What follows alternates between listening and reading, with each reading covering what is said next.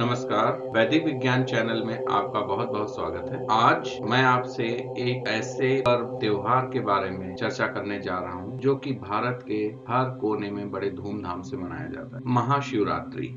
महाशिवरात्रि भगवान शिव का एक प्रमुख पर्व है। महाशिवरात्रि हर वर्ष फागुन माह के कृष्ण पक्ष की चतुर्दशी तिथि को मनाया जाता है। ऐसा माना जाता है कि सृष्टि का प्रारंभ भी इसी दिन से हुआ था और पौराणिक कथाओं के अनुसार इस दिन माता पार्वती और शिव जी का विवाह भी हुआ था। महाशिवरात्रि के दिन भगवान शिव व माता पार्वती की पूजा की जाती है। आपको पता होगा साल में 12 शिवरात्रि होती है। इसका मतलब यह है कि हर महीने एक शिवरात्रि होती है, लेकिन उन सभी 12 शिवरात्रियों में सबसे महत्वपूर्ण महाशिवरात्रि को माना जाता है। इस बार महाशिवरात्रि 8 मार्च 2024 को मनाई जा रही है। 8 मार्च 2024 को दिन शुक्रवार, तिथि चतुर्दशी है और ये तिथि चतुर्दशी रात को 9:57 पर शुरू हो रही है तथा अगले दिन 9 मार्च 2024 को शाम को 6:17 पर हो रही है। तो आइए सबसे पहले महाशिवरात्रि पर पूजा के समय के बारे में आपको कुछ जानकारी दे। आपको पता है कि 4 पहर होते हैं रात्रि में, तो वैसे महाशिवरात्रि के दिन कोई भी मुहूर्त, कोई भी पहर, कुछ भी नहीं देखा जाता है, क्योंकि सारी दिशाएं, सारे देवता, सभी लोग सिर्फ माता पार्वती और शिव जी के ध्यान में मगन होते हैं, उत्साहित होते हैं। कोई भी मुहूर्त नहीं देखा जाता है। कुछ ऐसे त्योहार होते हैं जैसे अक्षय तृतीया है, दशहरा है, दुर्गा अष्टमी है। ऐसे में कोई भी शुभ मुहूर्त देखने की जरूरत नहीं होती है। हर एक समय शुभ मुहूर्त होता है। फिर भी अगर आप पहर की बात करते हैं तो रात्रि का जो प्रथम पहर पूजा का होगा वो शाम को 6:25 से 9:28 को होगा। ये 8 मार्च की रात को। द्वितीय प्रहर पूजा का जो होगा वो रात को 9:28 से शुरू होगा और 9 मार्च की सुबह 12:31 से होगा। जैसा कि मैं पंचांग में बताता हूँ कि निशिता काल मुहूर्त होता है मध्य रात्रि, तो ये 12:07 से 12:56 पर होगा। तृतीय पहर पूजा का जो होगा वो 12:31 रात्रि मध्य रात्रि से लेकर के रात्रि की 3:34 तक रहेगा। और जो चतुर्थ प्रहर पूजा का होगा वो सुबह 3:34 से 6:37 तक रहेगा। जो भक्त महाशिवरात्रि का व्रत रहते हैं उनका पारण का समय जो होगा 9 मार्च के सुबह 6:37 से दोपहर 3:29 तक रहेगा। ऐसा माना जाता है कि सृष्टि का प्रारंभ भी इसी दिन हुआ था। पौराणिक कथाओं के अनुसार इस दिन सृष्टि का आरंभ अग्निलिंग के उदय से हुआ था। इसी दिन भगवान शिव का विवाह देवी पार्वती के साथ हुआ था और महाशिवरात्रि के दिन भगवान शिव और उनकी पत्नी पार्वती की पूजा की जाती है। इस अवसर पर भगवान शिव जी का अभिषेक अनेकों प्रकार से किया जाता है। हम अपने वीडियो में आगे बताएंगे कि इनका अभिषेक कौन से रस से करना चाहिए और उन रस से करने से क्या आपको फायदा मिलता है। जो वेद में मंत्र बताए गए हैं उनके द्वारा अगर आप शिव जी का पूजन, अभिषेक, यज्ञ और जप करते हैं तो बहुत ही आपको बेनिफिट मिलेगा। महाशिवरात्रि पर अगर आप पूजा करते हैं तो सबसे पहले मन में प्रश्न आता है कि हमें कौन कौन सी पूजा की सामग्री रखनी चाहिए। तो उसके लिए हम यहाँ पर छोटी सी जानकारी दे देते हैं। एक, आपको चौकी लेनी है, पीले वस्त्र, अगर आपके पास शिवलिंग है तो शिवलिंग, या फिर आप मंदिर में जाते हैं तो वहां पर भी आप पूजा कर सकते हैं। पूजा की थाली, कलश, जलपात्र, धूप, दीप, कुमकुम, चंदन, अक्षत, अगरबत्ती, कर्पूर, जल, गंगा जल, दूध, गन्ने का रस, पंचरस और भी रस हैं जो हम बताएंगे आगे। और ये तो आपका एक जनरल जो सामान होना चाहिए वो है। उसके बाद माता पार्वती की पूजा की जाती है, तो माता पार्वती के लिए क्या विशेष सामग्री होनी चाहिए। 16 श्रृंगार की सामग्री, चुनरी, और चूंकि श्री गणेश भगवान शिव के परिवार में आते हैं तो भगवान गणेश जी का पूजन तो सबसे पहले किया जाता है शुभता के लिए। तो उसमें जनेऊ, दूर्वा और इत्र आप रख सकते हैं। फूल कौन कौन से आप ले सकते हैं, या पत्र, शिव जी पर बेल पत्र चढ़ाए जाते हैं तो बेल पत्र, आक के फूल, माला, धतूरा का फल, शमी के पत्ते, लाल पीले फूल, है ना, सफेद फूल, आम, अशोक के पत्ते, कुशा, आम, गेहूं और जौ की बालियां, हरा चना या हरे चने की डालियां, भांग, पान इत्यादि। और अगर फलों की बात करते हैं तो बेर, चूंकि इस ऋतु में बेर एक अभी ऋतु फल है। केला, सेब, संतरा इत्यादि, गन्ना, ईख के टुकड़े, आंवला, गाजर, शकरकंद, मिष्ठान, पंचामृत का सामान जिसमें दूध, घी, दही, शहद और शक्कर आता है, नारियल, पंचमेवा, हलवा पूड़ी, मीठी खीर, मालपुआ और कोई भी जो आप सात्विक भोजन बनाते हैं जिसमें प्याज लहसुन यूज नहीं करते हैं आप, वो आप भगवान की पूजा में रख सकते हैं। कलश स्थापना अगर आप करते हैं तो तांबे का कलश होना चाहिए, शुद्ध जल, लाल कलावा या मौली, 2 साबुत लौंग ले लीजिए, 2 साबुत सुपारी, 2 इलायची और 1 रुपए का सिक्का और जो भी आप इच्छा अनुसार दक्षिणा रखना चाहें। महाशिवरात्रि के दिन अगर आपको ये पूजा करनी है महाशिवरात्रि की, तो उस दिन आपको सुबह उठना है, दैनिक कार्यों से निवृत्त होकर स्नान करने के बाद आप भगवान शिव, माता पार्वती का ध्यान करें और संकल्प करें। और घर पर अगर आपके पास शिवलिंग है तो अदरवाइज आप किसी मंदिर में जाकर शिवालय के सामने बैठकर भगवान शिव का ध्यान करें। भगवान शिव की पूजा में त्रिपुंड लगाने का बहुत ही महत्व है। त्रिपुंड लगाने से भगवान शिव की कृपा प्राप्त होती है। तो पूजा विधि में सबसे पहले कहाँ शुरू करें?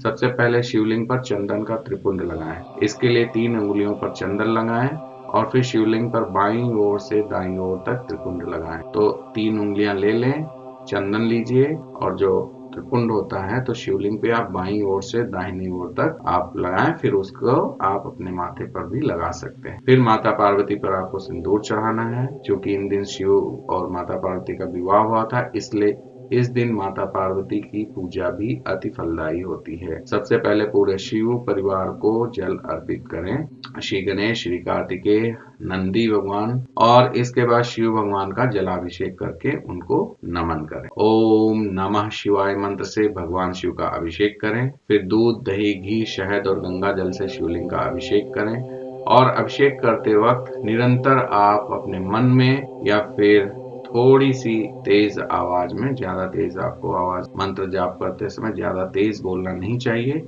ओम नमः शिवाय का जाप करें। और आप चाहें तो अभिषेक करते समय महामृत्युंजय मंत्र का भी जाप कर सकते हैं। ओम त्र्यंबकम यजामहे सुगंधिम पुष्टिवर्धनम उर्वारुकमिव बंधनान् मृत्युर्मोक्षीयमामृतात्। ये मंत्र का जाप करते हुए भी आप अभिषेक कर सकते हैं। और इसके बाद भोले शंकर का शुद्ध जल से अभिषेक करें, उन्हें वस्त्र, जनेऊ इत्यादि अर्पित करें। भोलेनाथ की षोडशोपचार पूजा में आपको क्या क्या 16 चीजें होनी चाहिए? ध्यान, प्रार्थना करना है, आसन होना चाहिए, पाद्य, अर्घ्य, आचमन, स्नान, वस्त्र, यज्ञोपवीत, गंधक्षत, पुष्प, धूप, दीप, नैवेद्य, तांबूल, दक्षिणा, जल, आरती, मंत्र, पुष्पांजलि और प्रदक्षिणा स्तुति। ये 16 जो प्रकार हैं उनको मिला करके षोडशोपचार पूजा होती है। अभिषेक करने के बाद पुष्प अक्षत चढ़ाएं और आग, धतूरा के फूल, भांग, इत्र, इलायची, लौंग, फल, सुपारी एक एक करके शिवलिंग पर चढ़ाएं। फिर भगवान शिव को खीर या मिठाई और जो भी आपके पास फल है या सात्विक भोजन उसका भोग लगाएं।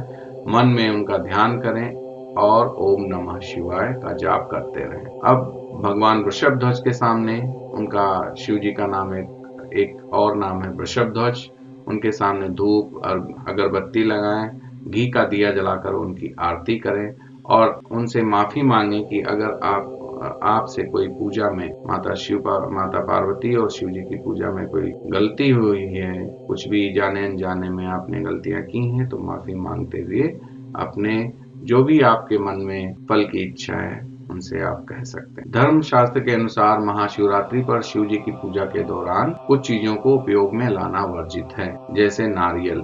नारियल को देवी लक्ष्मी का रूप माना जाता है, इसलिए भगवान शिव की पूजा में छोड़कर अन्य सभी देवी देवताओं की पूजा में नारियल का उपयोग होता है। केतकी का फूल भी भगवान शिव की पूजा में नहीं चढ़ाया जाता है। भगवान महादेव की पूजा में शंख का भी इस्तेमाल नहीं किया जाता है। ना आप उनकी पूजा में शंख को बजाएं और ना ही शंख के पानी या शंख से उनका अभिषेक करें। शिव जी के पूजा में कच्चे दूध का उपयोग किया जाता है और इसके अलावा हल्दी का भी उपयोग शिव जी की पूजा में विशेषकर नहीं किया जाता है, तो आप हल्दी का उपयोग बिल्कुल ना करें। जैसा कि मैंने आपको बताया था कि भगवान शिव जी की उपासना में रुद्राभिषेक एवं रुद्राष्टाध्यायी का विशेष महत्व। शिव पुराण में ऋषियों के प्रश्न करने पर स्वयं शिव जी ने रुद्राध्यायी के मंत्रों द्वारा अभिषेक का महात्म बतलाते हुए कहा था कि मन, कर्म तथा वाणी से परम पवित्र तथा सभी प्रकार की आसक्तियों रहित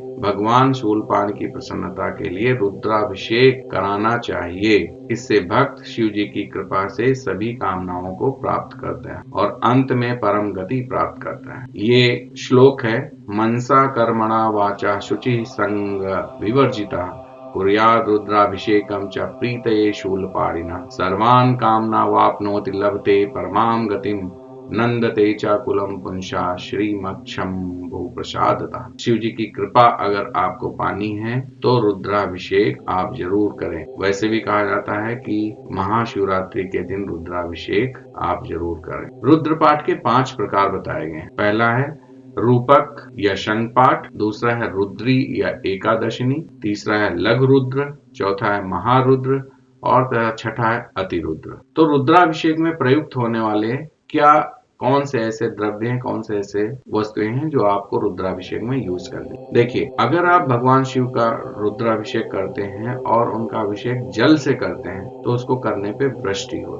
व्याधि की शांति के लिए कुशोदक से अभिषेक करना चाहिए। कुशोदक मतलब कुश और जल का मिश्रण। पशु प्राप्ति के लिए दही का उपयोग करना है अभिषेक के लिए, केवल दही का। लक्ष्मी की प्राप्ति के लिए गन्ने के रस से आपको शिव जी का अभिषेक करना है। धन प्राप्ति के लिए मधु तथा घृत, घृत मतलब घी, इसका आपको अभिषेक करने के लिए उपयोग करना है, अन्य कुछ भी नहीं। मोक्ष प्राप्ति के लिए तीर्थ के जल से अभिषेक करना है। आप कहीं भी तीर्थ यात्रा जाते हैं, जैसे आप गंगोत्री गए, यमुनोत्री गए, या फिर आप रामेश्वरम गए, या फिर आप और कहीं पर भी तीर्थ यात्रा के लिए जाते हैं, तो वहां से आप जो जल लाएंगे उससे अभिषेक आपको करना है शिव जी का, उससे आपको मोक्ष की प्राप्ति हो, ऐसा कहा गया है। पुत्र की इच्छा के लिए केवल दूध से अभिषेक अगर आप करते हैं शिव जी का तो पुत्र की इच्छा प्राप्ति जरूर होती है। जल की धारा भगवान शिव को अत्यंत प्रिय है, अतः ज्वर के कोप को शांत करने के लिए जलधारा से अभिषेक करना चाहिए। अगर ईश्वर ऐसा ना करे, लेकिन अगर कहीं पर ऐसी बहुत बड़ी समस्या है कि ज्वर उतर नहीं रहा है,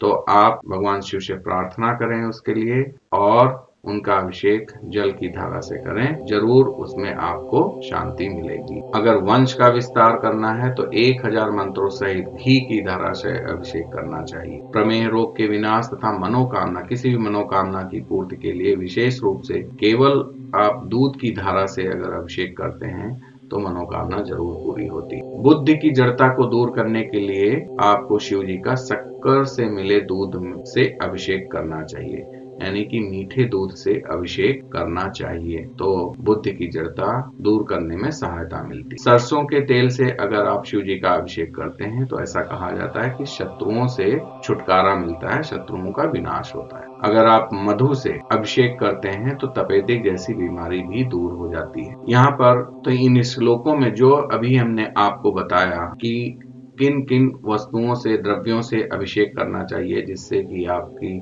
विभिन्न मनोकामनाएं पूरी होती हैं, उनका वर्णन किया गया है। जलेन वृष्टि मापनोति व्याधि शांति कुशोदिके दध्रा च पशु कामाय श्रिया इच्छुरसेन च मध्वा जैन धनार्थी स्यान मोक्ष तीर्थ वारिना। तीर्थ के जल से अगर आप अभिषेक करते हैं तो मोक्ष की प्राप्ति होती। पुत्रार्थी पुत्र मापनोति पयसा चाभिषेक चनात् वांध्या वा काकवंध्या वा मृतवत्सा च यांगना सद्यः पुत्रम वाप्नोति पयसा चाभिषेचनात्। ज्वर प्रकोप शांत्यर्थ जल धारा शिव प्रिया। ज्वर के लिए आप जल की धारा से शिव जी का अगर आप अभिषेक करते हैं तो बहुत कठिन ज्वर भी है तो उससे आपको शांति मिलती। घृत धारा शिवे कार्या याव मंत्र सहस्त्र क्रम तदा वसंश विस्तारो जायते नाथ संशया। प्रमेह रोग शांत्यर्थम प्राप्नुयान्मा सेप्ति सतम केवलम दुग्धधारा च तदा कार्या विशेषता। शर्करा मिश्रिता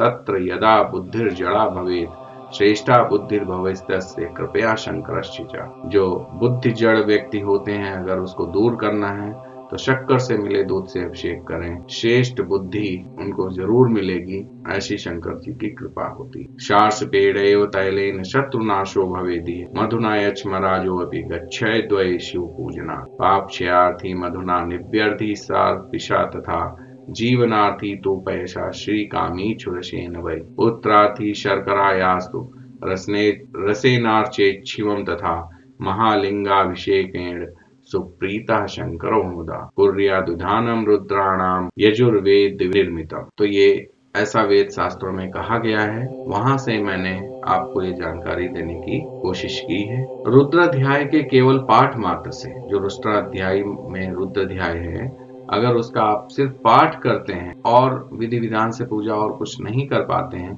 तब भी कहा जाता है कि समस्त कामनाओं की पूर्ति हो जाती है। अस्य रुद्राध्यायस्य जप मात्रेण सर्व सिद्धि। तो यहाँ पर मैंने आपको महाशिवरात्रि पर्व के बारे में और महाशिवरात्रि में माता पार्वती और भगवान शिव की पूजा किस प्रकार करनी चाहिए, क्या उसमें सामग्री का इस्तेमाल करना चाहिए, क्या विधि अपनानी चाहिए, उसकी हमने आपसे चर्चा की। आशा करता हूँ आपको इस चर्चा का जरूर महाशिवरात्रि पूजा में फायदा मिलेगा। आशा करता हूँ कि यहाँ पर जो मैंने चर्चा की है उससे आपको जरूर कुछ ना कुछ जानकारी, कुछ ना कुछ अच्छी जानकारी मिली होगी, जिसका आप इस्तेमाल महाशिवरात्रि में भगवान शिव और माता पार्वती की पूजा में आप इस्तेमाल कर पाएंगे। भगवान शिव और माता पार्वती की कृपा सदैव आप सभी पर बनी रहे। नमस्कार, धन्यवाद।